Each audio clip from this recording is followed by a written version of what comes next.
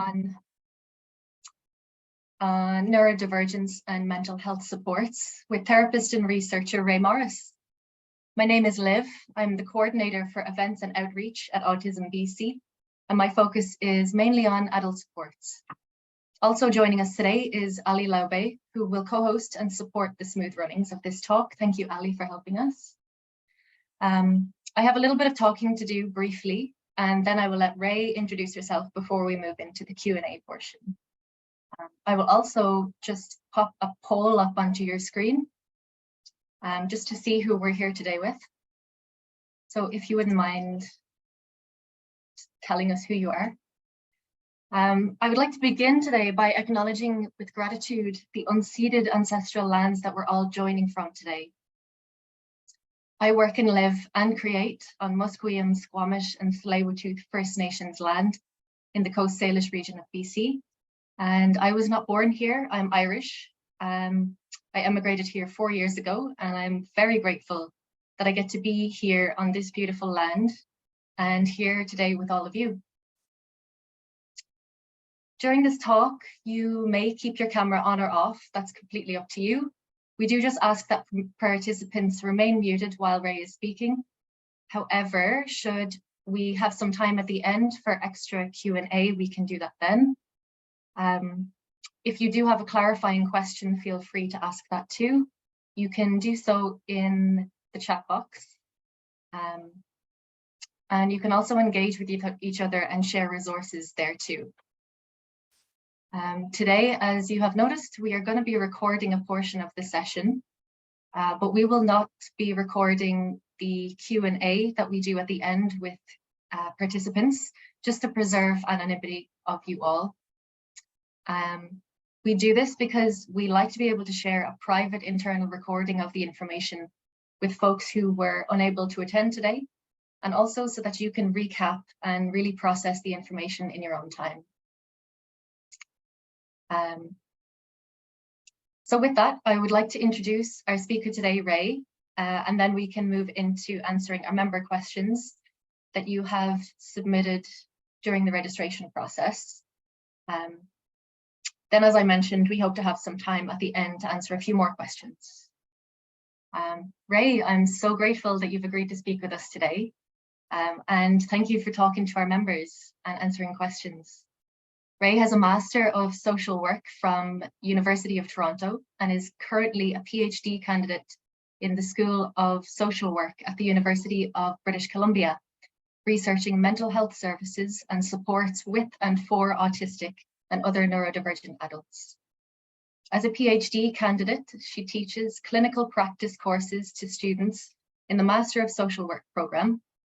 So she will speak from the perspectives and experiences of a clinical social worker in her role as mental health therapist and researcher in this space. As a therapist, she works collaboratively with her clients to explore and address challenges with mental health, self-esteem, neurodivergence, well-being, and relationships.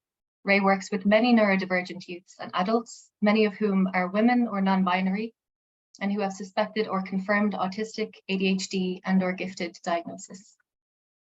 Again, thanks for coming to speak with us again, Ray, and for offering your insights on navigating mental health supports in the realm of neurodiversity. And so I can hand it over to you now if you would like to say hello to everyone. Thank you for that warm welcome, Liv.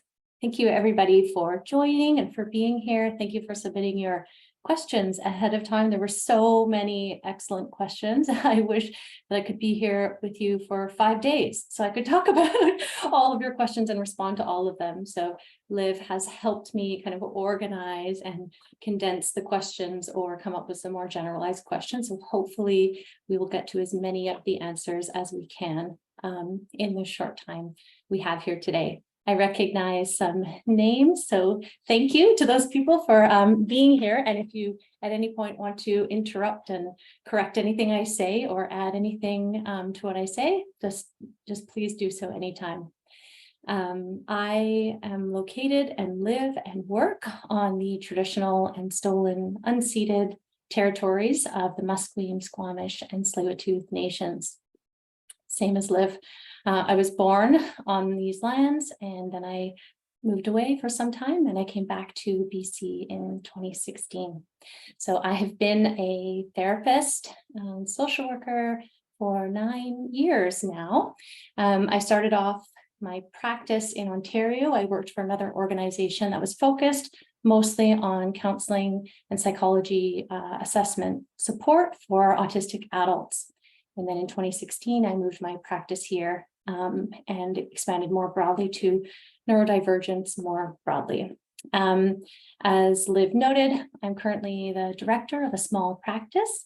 I have a few other carefully selected and really great clinicians on my team that I feel so lucky to have these clinicians on my team. And so now we all work together as a team. So most of the information that I'm talking about today, or my answers, are biased by these things. They're biased by my understanding of the world through a social work disciplinary lens, and then my understanding of the world through the work that I've done. So most of my knowledge comes from the perspective of a mental health provider and clinician in this space.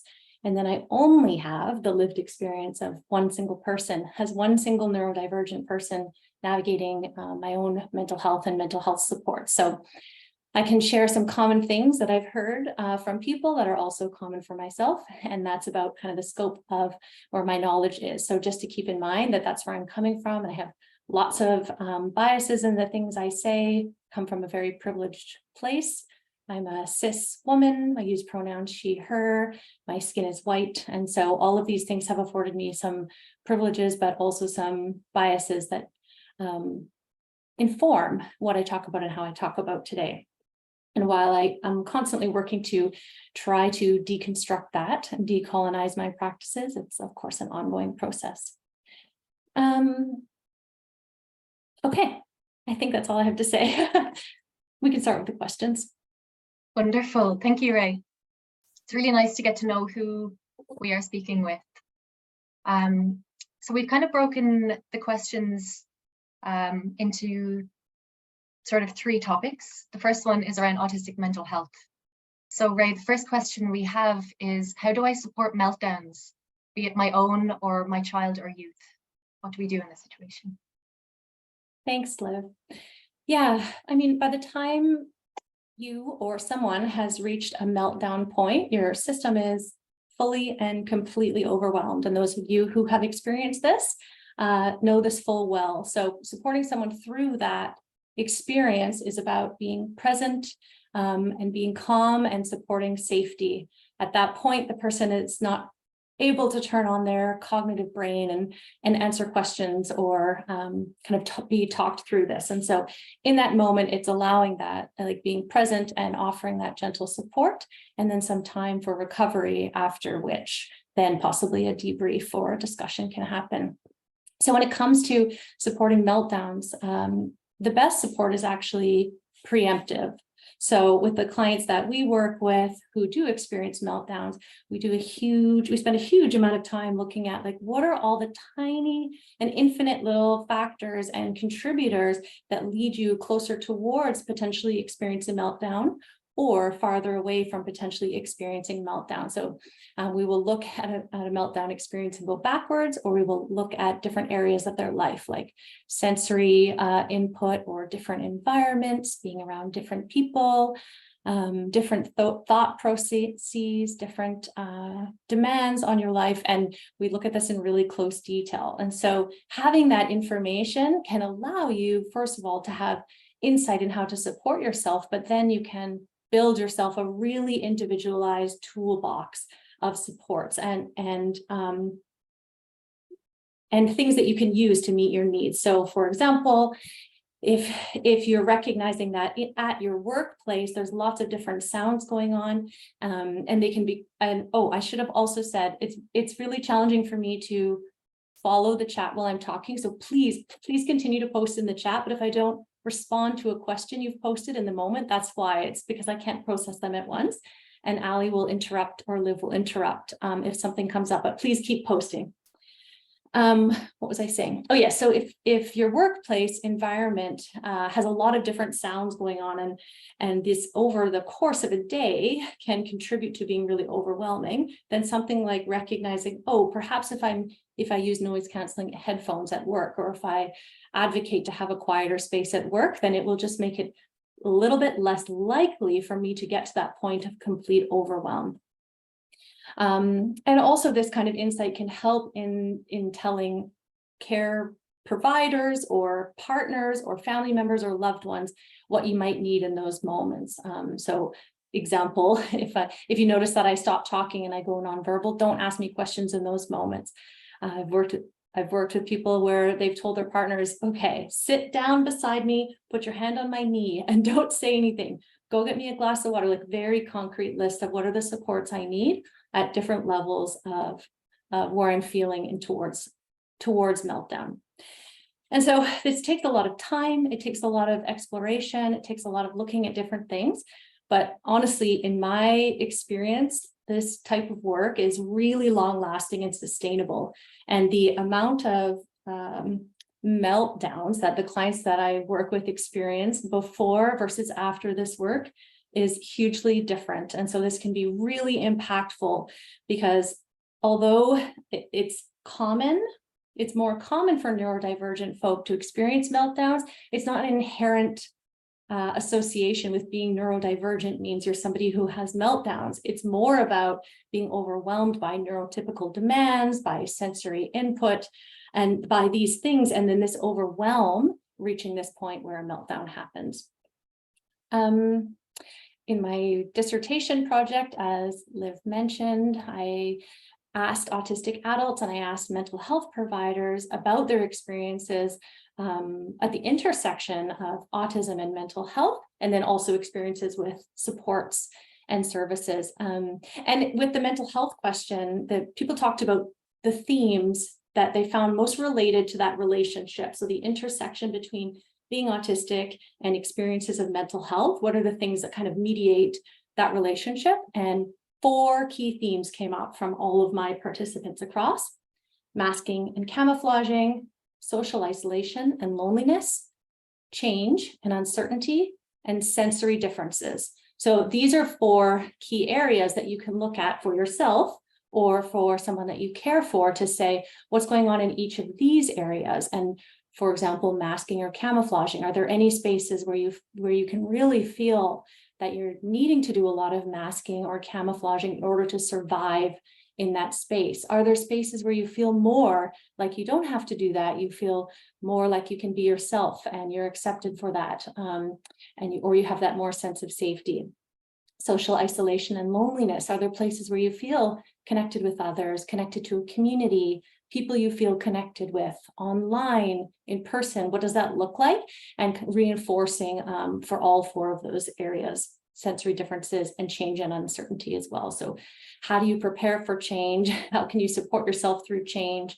Another example I'll give is when I'm working with somebody who is moving to a new home, moving to a new place is a lot of change at once. It's a huge transition. Like even in a new place, it's brand new smells. There's new neighbors around, new trees. It's new like pollen environment around you. And then the walls look different. There's so much difference going on in that sensory space. And so it's a massive change that I think sometimes people under expect, or the neurotypical expectation of moving is, oh, the struggle is about moving your stuff and setting things up, and kind of not really good enough recognition of all the tiny little sensory changes that happen with a move. And so in those moments with clients, we talk about, okay, what are things that you can reinforce? So your brain is struggling with all of this change and uncertainty. So let's talk about what is certain. What do you know? Okay, my cat's coming with me. My cat isn't changing.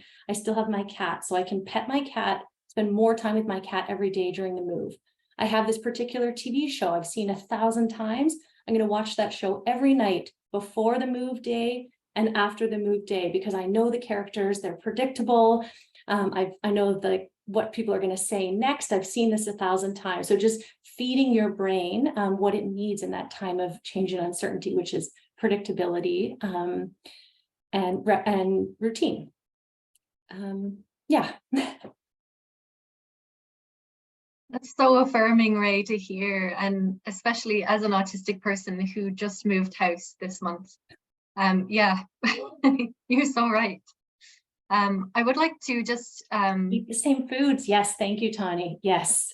yes, and having those stocked up is super important as well. I would like to just let everyone know that the results of the poll. We have about 51% of participants here are parents and caregivers. 34% are actually autistic adults as well. 26% are service providers, and 12% are allies to the community. So our next question, if we just keep moving along. I used to have more capacity to push through than I do now, and I'm feeling super burnt out. What should I do, and how can I ask for support when I feel too burnt out to do so? Yes. Yes. Thank you for asking. Thank you for this question. This is a challenging question as well, because again, like meltdowns, that point of burnout is like, at that point, asking for resources, asking for support, even somebody says, oh, maybe you get a counselor, like searching for that counselor requires a ton of energy, or like the traditional things that people think of when they think of self-care takes a lot of energy. So when I talked before about creating that toolbox for yourself, if you have that toolbox already made before you reach the point of burnout, then you can figure out what are those tools when I'm really struggling, or when I'm going towards burnout or going towards meltdown, what are the ones that are fast and easy and right there that I can do? Like I know somebody who splashes water on their face in those moments, and for them, it kind of resets their sensory system. So, but burnout is much bigger than meltdown, right? It's this much longer and really impactful experience for people. There's this article, there's an autistic researcher called Dora Raymaker out of Oregon State, who is one of my research idols. And Dora Raymaker has published a ton of just incredibly powerful and informative research. And Dora published a study recently looking at experiences of burnout among autistic adults. And so she asked the participants to talk about what are the things that help you in restoring yourself and coming back to a baseline or a place of thriving for yourself when you're experiencing burnout. And so I have the themes here, so I'm going to read them to you. So the autistic participants that answered this study talked about acceptance and access to social support. So having community supports or peer supports, attending to autistic needs, spending time unmasking, going into spaces where they feel accepted, in person or online spaces. The second theme was leaning into autistic strengths. So this is another one that people find to be really helpful during burnout, is if you do have something that is a special interest, then yes, go spend the weekend researching that or learning about that or really deep diving into that. That is can be a really effective form of self-care that I think is another one that's kind of underplayed in those neurotypical understanding of what is self-care. That doesn't come up as something, but it could be hugely restorative to just deep dive into those special interests or into researching something that is recently an interest of yours. Having formal support, so that includes mental health supports, or formally taking breaks from work or from school, or asking for extra time, and the ability to socially withdraw.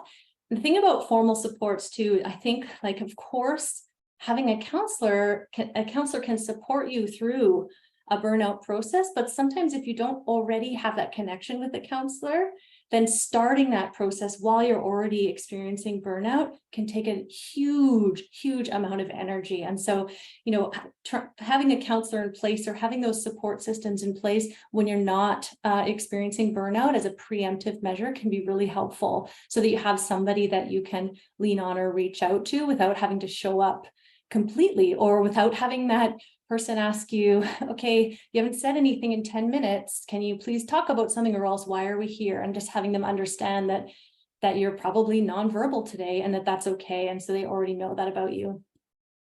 The participants talked about reducing load. So trying to take away activities as you can, setting boundaries, asking for help in places where you can or where you're able to. self-advocacy and health, so focusing on healthy lifestyle. Many of the participants talked about getting a formal diagnosis, which of course is not the most accessible thing to access. It's expensive and the wait lists are ridiculously long in British Columbia, but actually several studies have shown that going and kind of validating or confirming a diagnosis can be really helpful for people. I think that the world is shifting to a place of more acceptance of self-diagnosis, particularly in the autistic community. And so that too, like talking to other autistic people to say, what do you think? And have you experienced this? And getting that validation on your experiences and reinforcing a diagnosis that you believe fits for you can be the same type of validation as before would have been getting that formal diagnosis.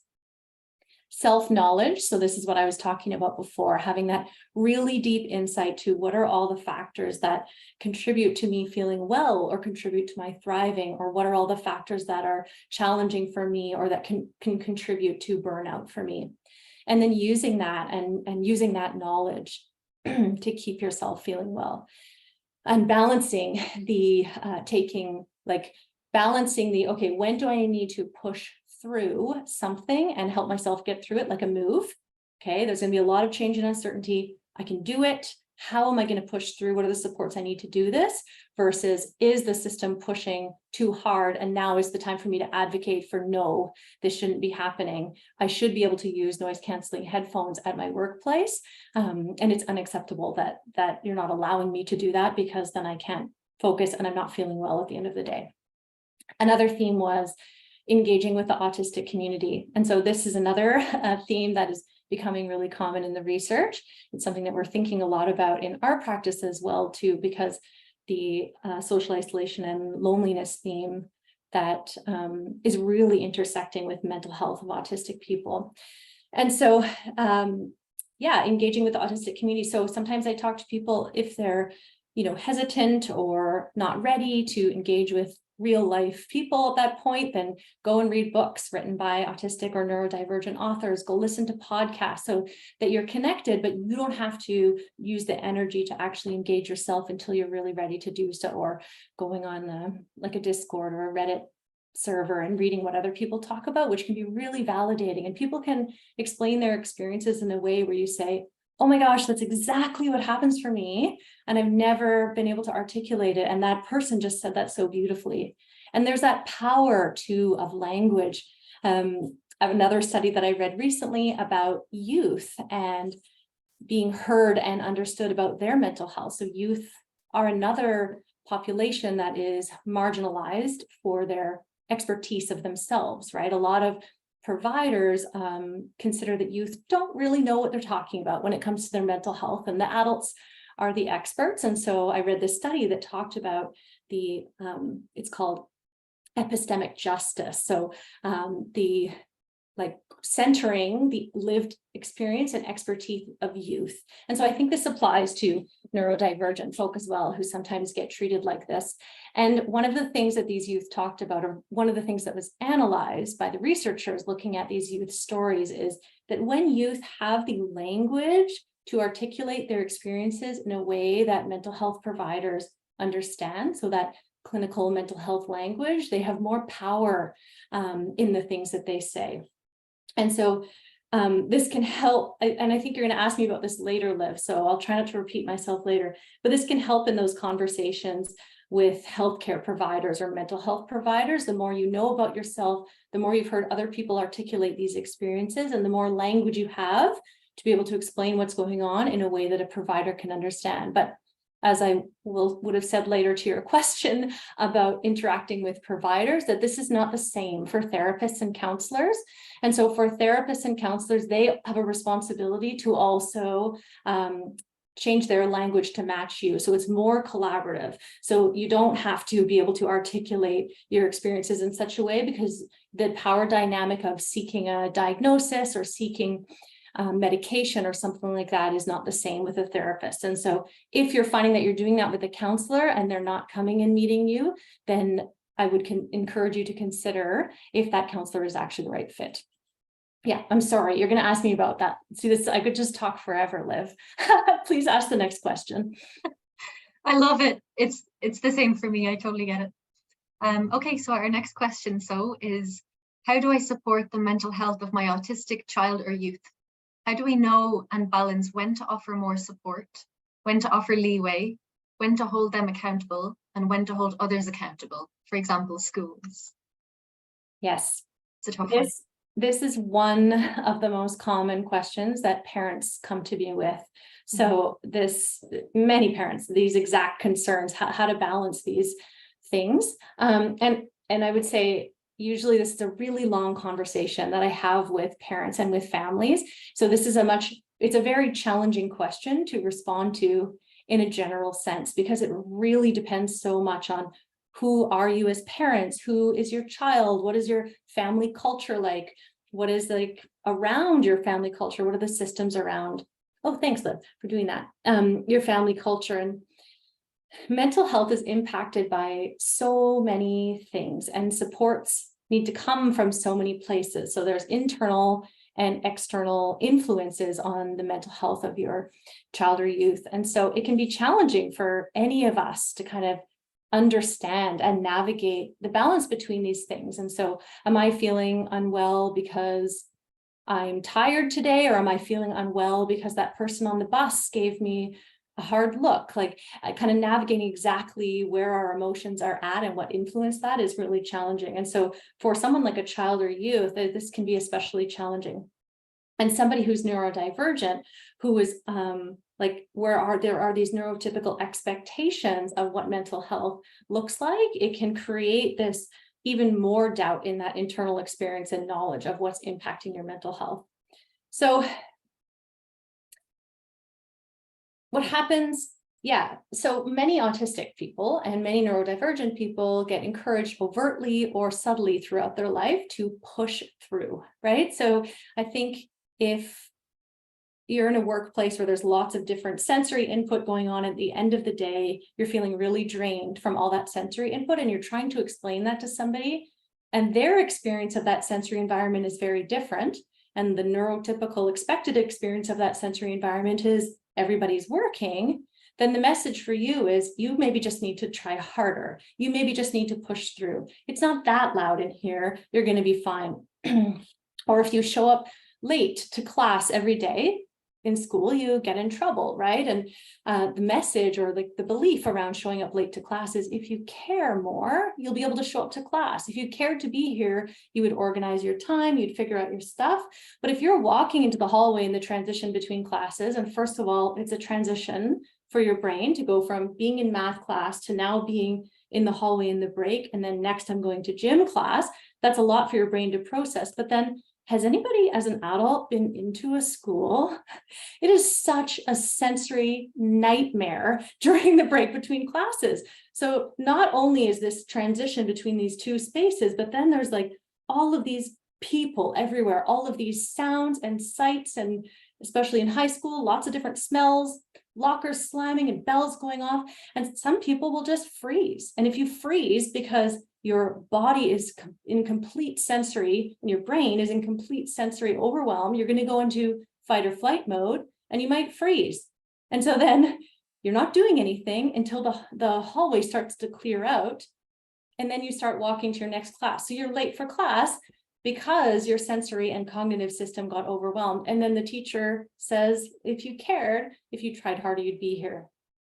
So how to support your child and youth is to explore all of this, explore what you're observing. You know, I noticed every day this week, you told me that you were too overwhelmed to help with the dishes. This is something that you used to help with, and now you haven't done it for a week. What's going on there? What's that about? And, you know, you didn't say you were overwhelmed before. What's contributing to you being overwhelmed? And the child or youth may not have these answers for you right away, but even just asking somebody those question prompts in their head to be to start thinking about this for themselves. I was so asking these questions, exploring this, and then role modeling for yourself. So I have an example. I have a 4-year-old child, and we had a party in the summer, and I noticed that my child was getting really overwhelmed at one point by all of the people and sights and sounds going on. Oh, thank you, Alicia. So my child was getting like riled up with their behavior. And so I took my child and brought them to his room, and I turned the light off with them, and I turned on a little lamp.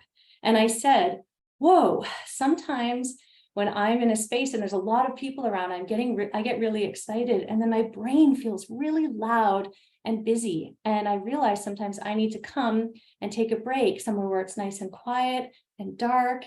Do you ever feel like that? And I said, it's really nice to be sitting here with you in the quiet. I'm already feeling my brain getting quieter. Do you feel that too? And we kind of talk that through, and then checking in a few minutes later, okay, I think I might be starting to feel ready to go back out. What do you think? When should we go back out there? Are you ready? And so like my child, I didn't ask them what's going on for you, feeling overwhelmed. They're 4 years old, but already role modeling that kind of language and experience for myself. Hopefully, my child will start to think about these things in these environments in the future. Oh, is my brain feeling loud? Yeah, so having those discussions with your child and opening up the conversation and exploring these experiences, exploring and supporting your child or youth to build that toolbox. Okay, so you're feeling too overwhelmed to do the dishes.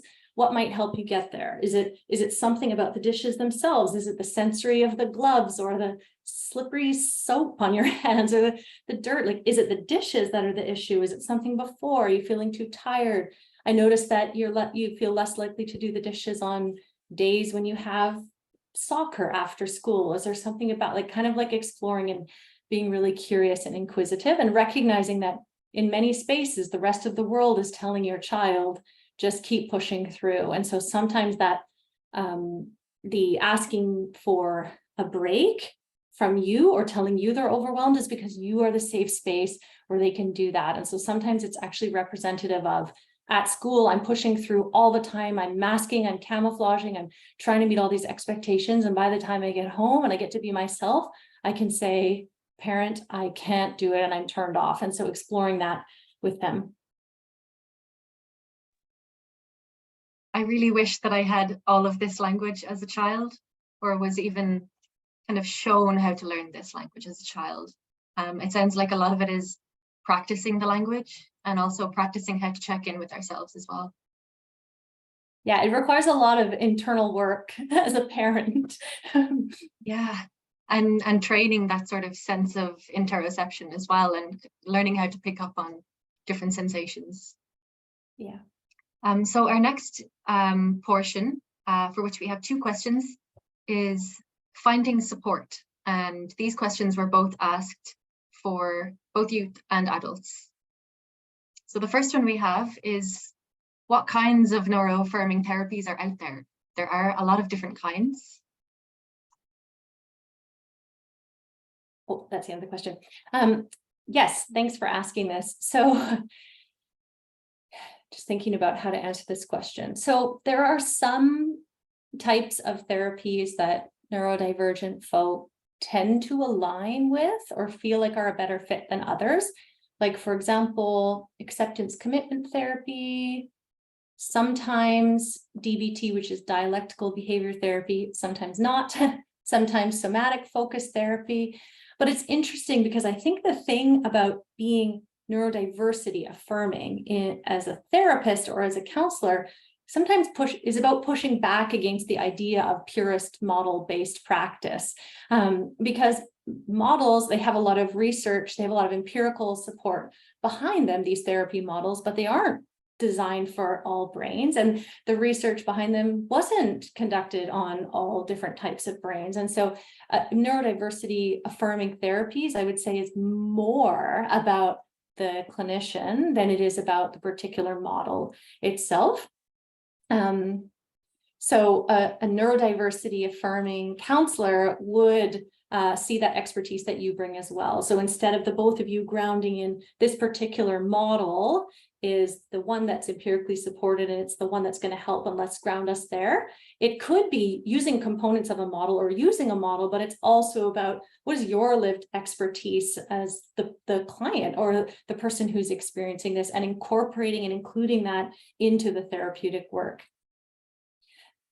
Many clinicians know that the research overwhelmingly out there on successful outcomes of therapy, the most important factor contributing to successful outcomes is therapeutic rapport. So that means the relationship between you and a therapist. And so if that space feels like a relatively safe space to talk about, to process things, to be heard, to be understood, to be validated, the likelihood of successful outcomes is much higher than it would be if that space feels less safe, if you feel less heard, less understood, but you're grounding in an empirically strong model.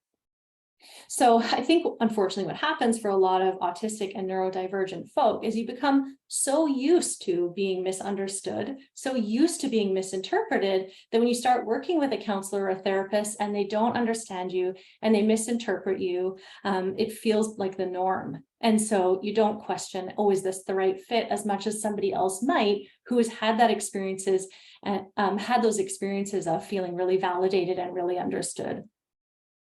And so, you know, I encourage people to do consultations with your counselor, with a therapist, with any providers. I understand why some therapists don't offer consultations. It takes up a lot of time, and people with long wait lists it takes up a lot of time to do consultations away from people who are waiting on your wait list. So I understand why it doesn't happen, but I think it's something that is really important, particularly for neurodivergent people, because that feeling like, okay, I think this therapist is going to get it. I think they hear me. I think they will be able to hear me. If I clarify or correct things, it seems like they get it. They have a lot of knowledge about the systemic barriers that neurodivergent people face.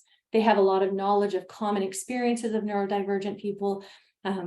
These kinds of things are the things that are the most important. And so in that consultation, you can often get a sense of that pretty quickly. I would say, like, usually within about 15 minutes, if you know how to pay attention to that. And if you have spent your whole life being misunderstood, being decentered, being told the way that you do things aren't the right way and some other way is, it can be really, really hard to get a sense of that feeling. Yeah. Thank you, Ray.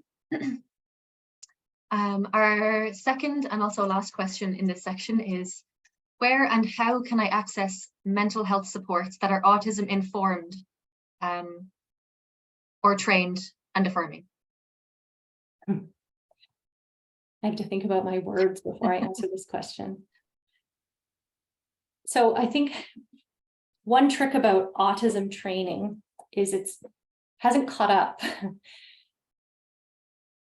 So I think it's less about credentials when it comes to this, because it hasn't caught up with the realities of autistic people's experiences. A lot of the autism training that is out there, or that was out there, was not including of autistic voices.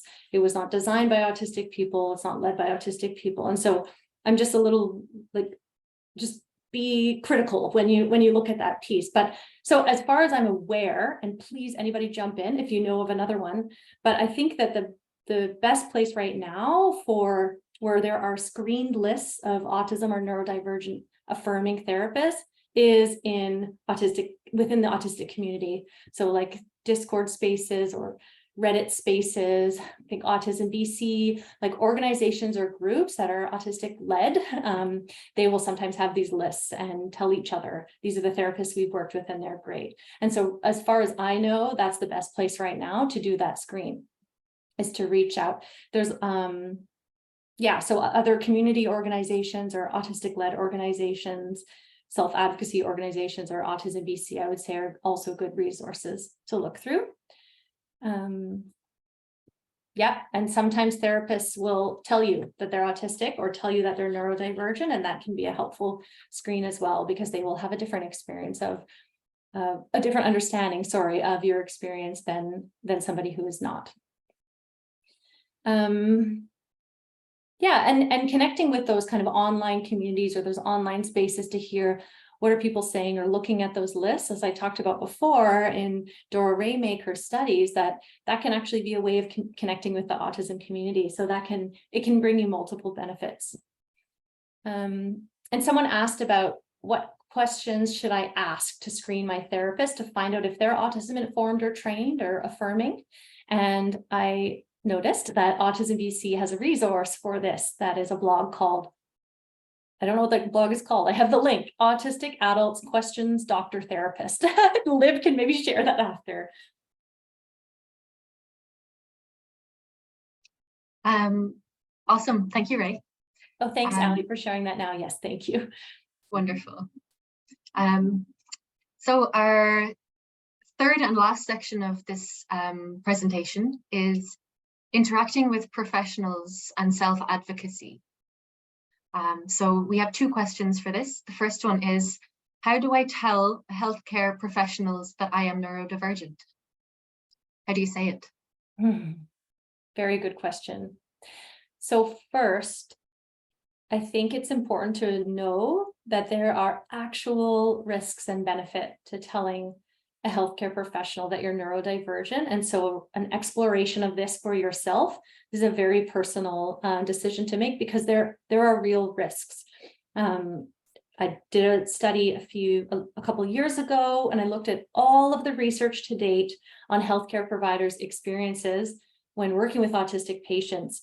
And overwhelmingly, the providers talked about feeling out of scope. So when they knew that a patient or a client was neurodivergent, they felt no longer as confident or capable to offer supports as they were before. And so I personally have had this experience of telling a healthcare professional that I was neurodivergent, and then them saying, "Oh, I don't think I can offer you supports anymore." And I was like, "You've known me for 4 or 5 months. Like, what has changed? Just this one thing I've told you. You've known my brain this whole time." So there's real risk, but there's also real benefits, right? If you tell your healthcare professionals this, then they can give you resources or recommendations, or if you would like to request adjustments or accommodations at work.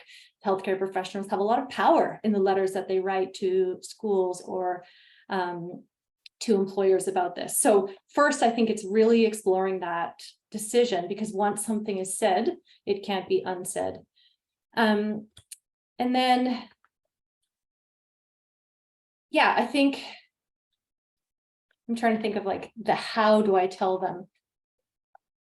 Because I think this is also it's a hard question to answer more generally, because what I want to say is confidently, but that's not that clear. And so I think it's about like, okay, what is it that I want them to know, and why do I want them to know it? What's the benefit to me of telling this healthcare professional? And so then what do I want them to know? And when it comes to healthcare professionals, there's power in the collateral. And what I mean by that is, if you can say all of these other people are thinking this too, like you have a therapist who's willing and agreeable to write a letter to say, I also think this might be true. Here's the things that I've seen or noticed.